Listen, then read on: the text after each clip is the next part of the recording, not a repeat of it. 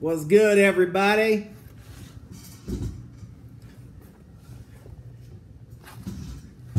I'll do a little live stream, talk about the Broncos and Chiefs. Let's get a few people up in here. See what's what. This game coming up on Sunday against the Chiefs in Arrowhead. Definitely a lot of new video makers for the Chiefs out on the scene.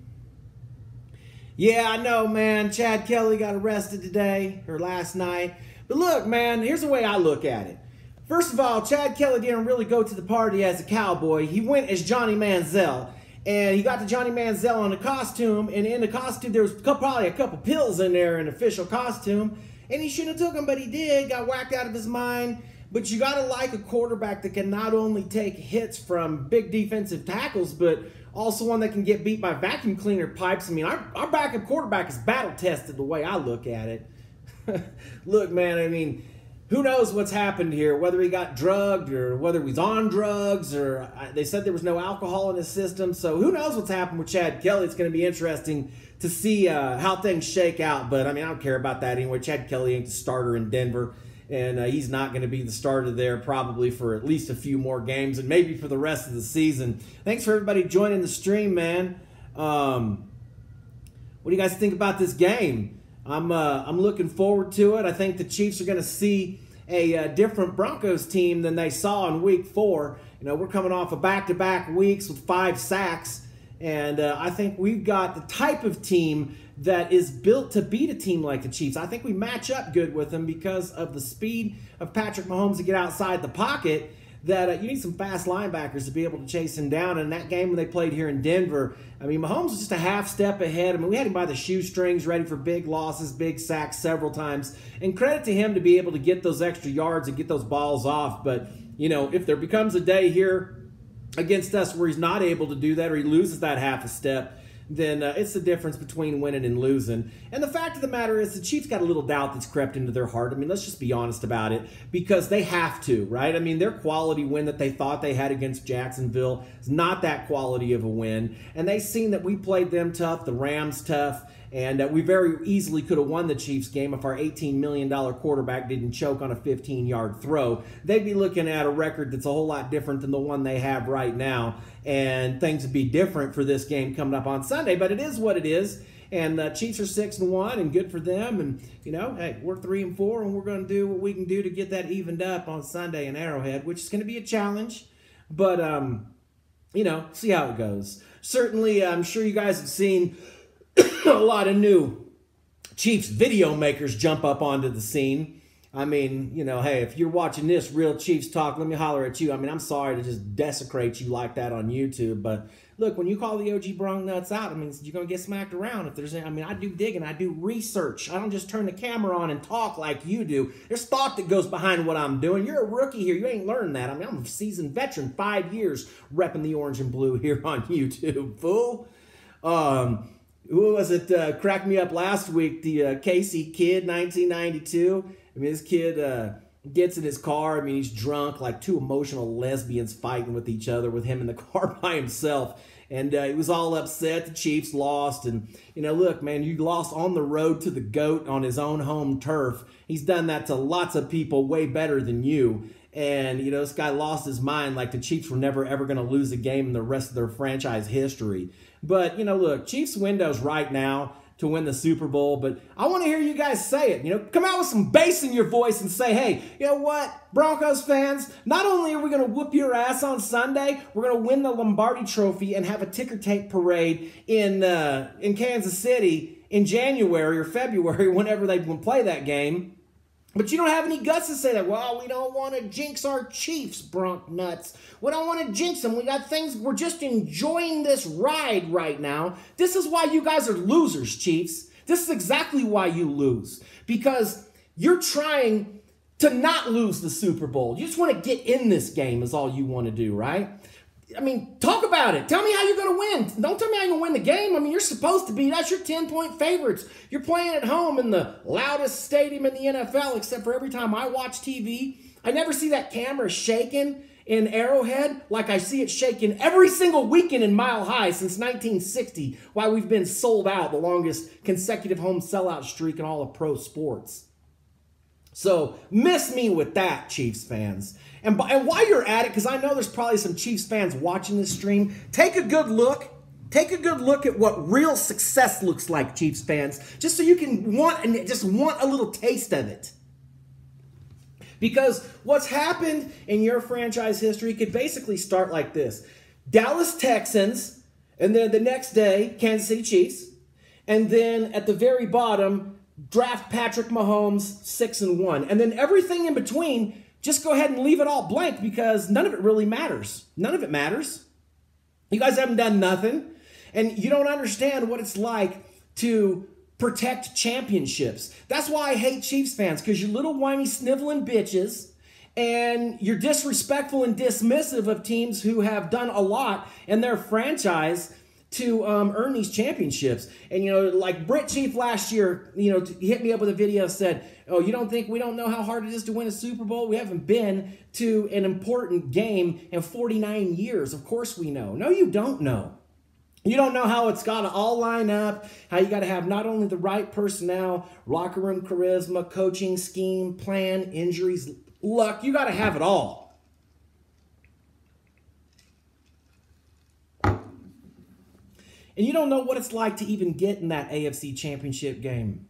And the pressure's on you, because if you lose this game on Sunday, that means that AFC Championship game's going straight through Foxborough.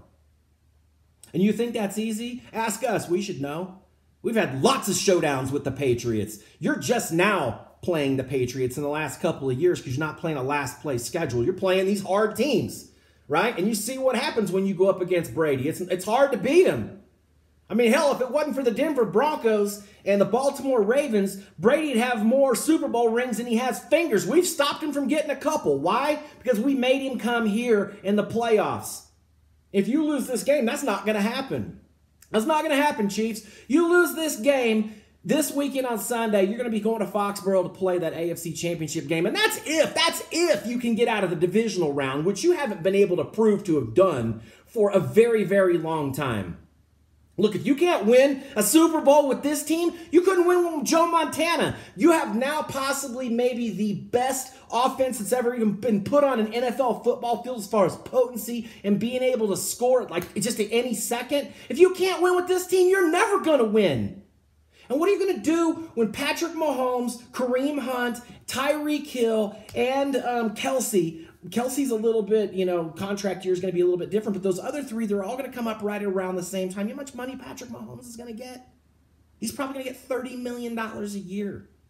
You're not going to be able to afford all these players. Your window to win this is right now, and the pressure's on you to win this weekend, because if you don't win this weekend, that home field advantage is slipping right through your fingers, and if that slips, believe me, your shitty defense and not being able to stop the run ain't going to work in Foxborough in January when it's freezing cold against the GOAT on his own home grass. And you guys just need to understand that. Chiefs don't know how to handle the success. I mean, there was a video maker that came out today. He's a new one. Can't remember what his name is, like Real Talk Live Chiefs. Something, I don't know. Younger kid.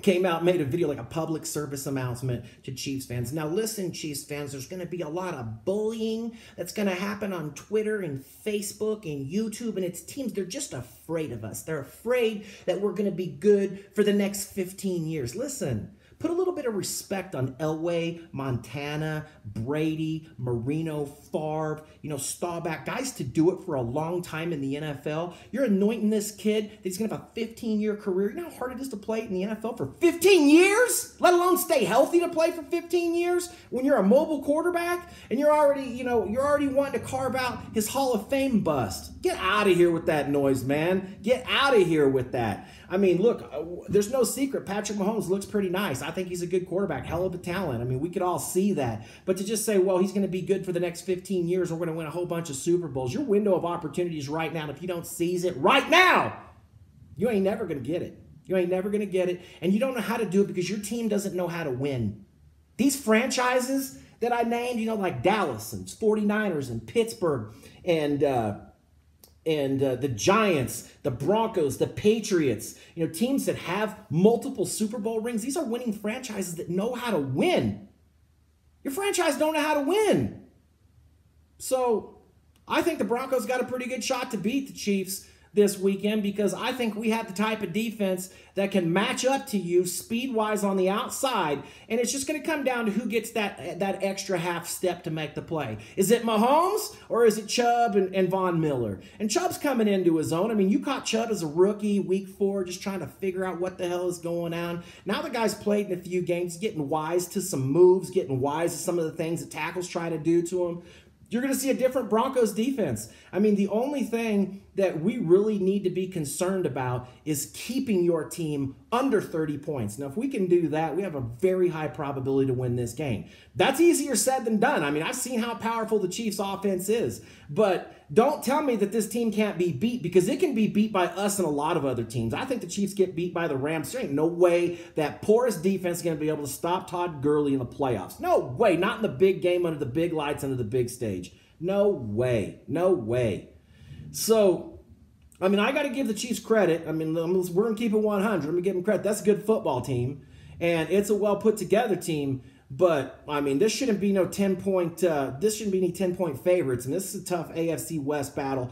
And these two teams will be swinging on each other's mouths all night long, like they always are. Even when the Chiefs were bad and the Broncos were good, they always usually gave us a game. And we're going to do the same thing. I know this is going to be a charged up crowd, right? Because this is the first chance in a long, long, long, long time that these little red and yellow burger picking flagpole second place, runner-up, silver medal, red ribbon winning football franchise Fugazi fans have ever had this type of team beating the Broncos, and now have the Broncos coming into their own home house when they've got the best record in the AFC. So, I mean, they're going to be loud. It's going to be a charged up atmosphere, and good. That's just the way I like it. The Broncos need to go into Kansas City not only looking for a fight, but start the fight when you get there. Throw the first punch and start the fight in Kansas City, because that's the only way we're going to be able to beat the Chiefs on their own home turf. You got to take it to them. You got to pound them all day long, come relentless without doing anything stupid on defense and getting defensive,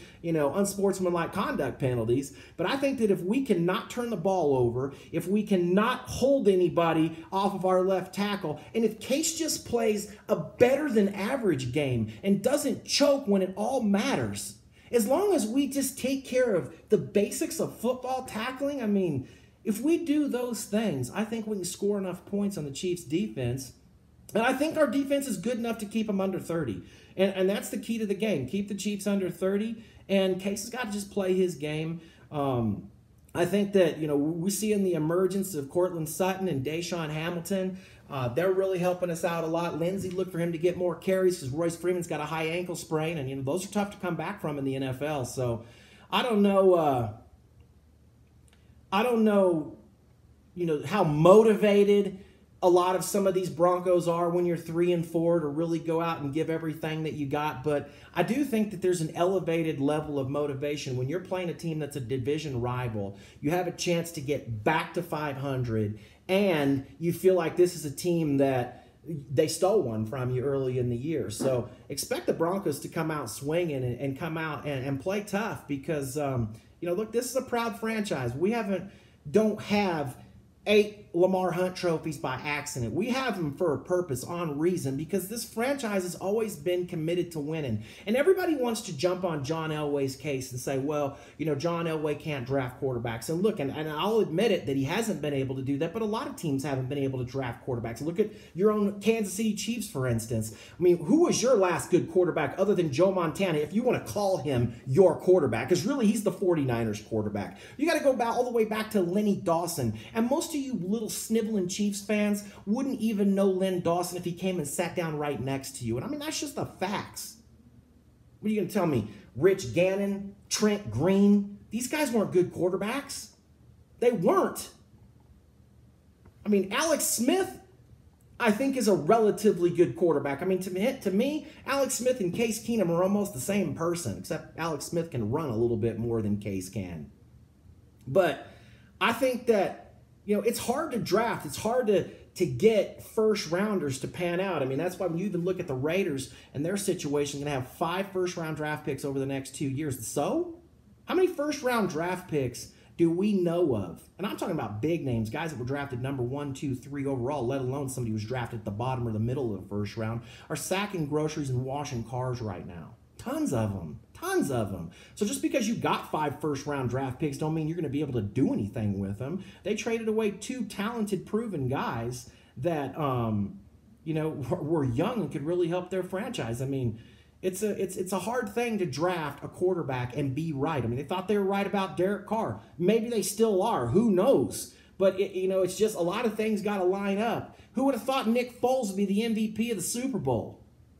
I mean, it's hard to say. So, have we missed on some quarterbacks? Yeah, but I would say to John Elway's defense and the Broncos' credit, when you look at the players that we've drafted, there's a lot of players still on NFL teams and a lot of them starting on NFL teams that Elway is responsible for drafting. So, look, Elway's not the one making all of the decisions. At the end of the day, he's the GM, and it's his final decision. But this is a team of scouts and assistant coaches putting together these decisions to decide who's going to get drafted on this team. And you're going to miss. And we've missed. We've definitely missed at quarterback. But, we've never also had a chance to pick one of those top guys in the top 5, 6, 7, 8, 10 players. We're always reaching at the bottom of the first round trying to come up to get our guy, like a Paxton Lynch or like a Brock Osweiler. And, look, I just don't see that many quarterbacks that are down there in that level of tier quarterback that really become superstars in the NFL. They're usually the guys that are picked at the top, your Baker Mayfields, Rosens, the guys from last year. And even then, who knows, who's going to emerge from that. I mean, there's back in that, 83, 84 draft, somewhere in there, I think it was 83, when Blackledge came out. Yeah, when Blackledge came out with Elway and Marino, I mean, people thought Blackledge was going to be a great quarterback. I mean, what a bust that was for the Kansas City Chiefs, right? I mean, the Chiefs have had a couple of good players come through their franchise history in the last 20 or 30 years. Talking about Tony Gonzalez, Willie Roaf. I think they had another offensive lineman that maybe went into the Hall of Fame. But other than that, I mean, yeah, some good players, some Derek Johnsons, some Priest Holmes, some Larry Johnsons. I mean, they've had some good players, but no real standouts, and that's why you don't have any championship trophies, Chiefs, because you've made bad decisions over your whole franchise, and now you finally got yourself a quarterback. You got one, and now's the time. So come out here and tell me that you're going to win the Super Bowl. Quit beating around the bush. Okay? Quit being scared to take the lead and take the reins and just say, look, it's us now. You're all gunning for us. It's our time. Nobody wants to say that for the Chiefs. You have no history to protect. That's why you dismiss everybody else's championships. I don't go around ring checking Patriots fans. What's the difference between our 3 Super Bowls and the New York Giants' 1 Super Bowl? A lot. A lot. 1 Lombardi trophy is a big deal. It might take you 10, 20 years, or in the Chiefs' case, almost 50 years with still not winning one. So 1 trophy, the difference between those 4 rings in New York and these 3 rings here in Denver is a lot. That's why I don't ring check even Raiders fans. These Super Bowls don't ever expire. Championships stay with your franchise forever. And your trophy case in Kansas City looks like a skinny kid from Cambodia. We've hired, in Denver, we're hiring like huge construction firms to add on to our trophy case. We have 8 Lamar Hunt trophies chilling on our trophy case that have the owner of the Kansas City Chiefs' name on it.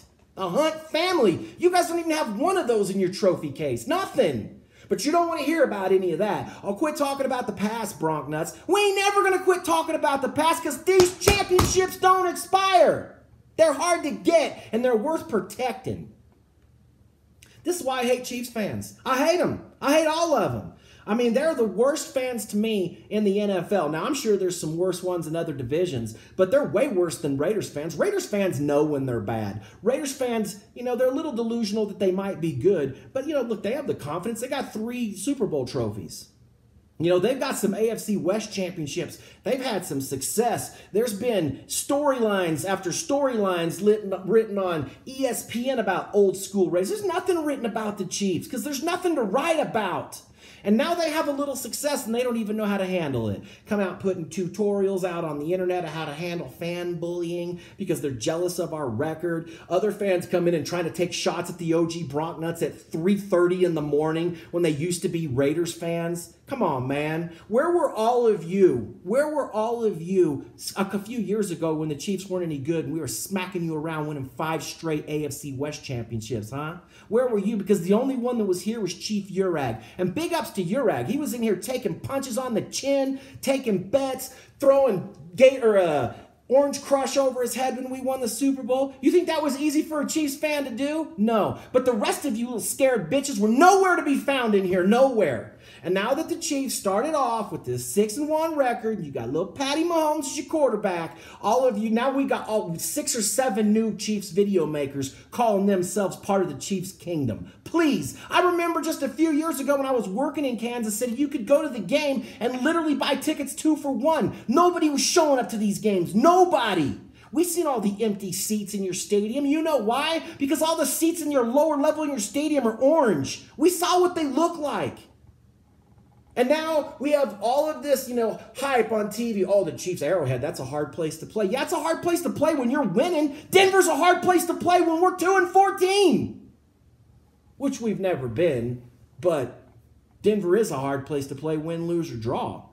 You can't say that for any other stadium, so don't come throwing no shade at us, Chiefs fans. Y'all ain't done nothing in 50 years of football, and that's disgraceful that, in the modern age of drafting, and you have computers and measuring and all of these things that you can do, the combine, right? The internet, salary caps to make everything fair, that you guys have never been able to do one. I mean, hell, the Philadelphia Eagles even won a Super Bowl trophy, and you haven't been able to do nothing. All you are is the Atlanta Falcons of the AFC. That's exactly what the Kansas City Chiefs are. So I'm excited for this game. I mean, I really am, because I always get up and love when we play the Chiefs. Whether, we're good, the Chiefs are good. Whether we're bad, the Chiefs are bad. Or we're both bad, or we're both good. It's a good battle, and it's a rivalry game that I always look forward to. It's my favorite week of the year is when we play the Chiefs, and I would love for someday down the road that we were able to play the Chiefs in a big game, like a big meaningful game, a divisional playoff, an AFC championship for all the chips to go to the Super Bowl. And I mean, I think the Broncos are close, right? I mean, we're young. We got some players that we're going to be able to build around. We still haven't found a quarterback yet, and who knows whether it's going to be Case in the future, somebody that we draft, Chad Kelly. I mean, it can be a lot of things. But, I mean, look, I'll take my little vacuum cleaner beating, Johnny Manziel wannabe any day right now, because I've seen him excel in the NFL, and let's see what he can do if Case doesn't play well in these next 2 games. I think he comes in after the bye week, although I don't know with this recent arrest, depending on what the details of that are, whether he's actually going to make it on the field for the Broncos or whether he'll get cut in the offseason. So who knows? It's all up in the air with him. You see this kind of stuff happen on every NFL team, and who knows what the real story of how all of this happened. And even when they tell us what the real story is, we're not probably even going to know even if that is the real story. So, look, NFL is all about that money, right? So they want to try to keep their name and their brand as clean as possible. Shout outs to everybody joining the stream, man. I love doing live streams. I love looking at the comments. They're coming through there pretty fast. And I do my live streams on a real small little iPad, so it's kind of hard for me to see. And I'd really like to respond to some of your questions and comments, but I can't because it's hard for me to see it. Plus, I got these glasses on. It's a little dark in here, but that's how I set it all up, so you guys can at least see what's going on. Anyway, man, I'm going to check up out of here. Looking forward to this game. I'll be back. I'm going to be smacking Chiefs friends around the whole week. It's fun going back and forth with these guys. And look, I want to see a little bit more forcefulness from you, Chiefs, right? If you're going to come at the OG Bronc Nuts, better come with 50-gallon drums of airline fuel and flamethrowers. Not this weak, well, I used to be a Raiders fan, but then I went to San Diego one time and saw the Colts play the Redskins, and then the Redskins stole my heart, and then I became a Chiefs fan, and then once you go Chiefs, I mean, you never go back, right? I mean, come on, man. Y'all need to come with more than that. Tell me you're going to win the Super Bowl, not that you're just going to beat the Denver Broncos, who are 10-point favorites over on Sunday. I'm out. See you tomorrow, suckers.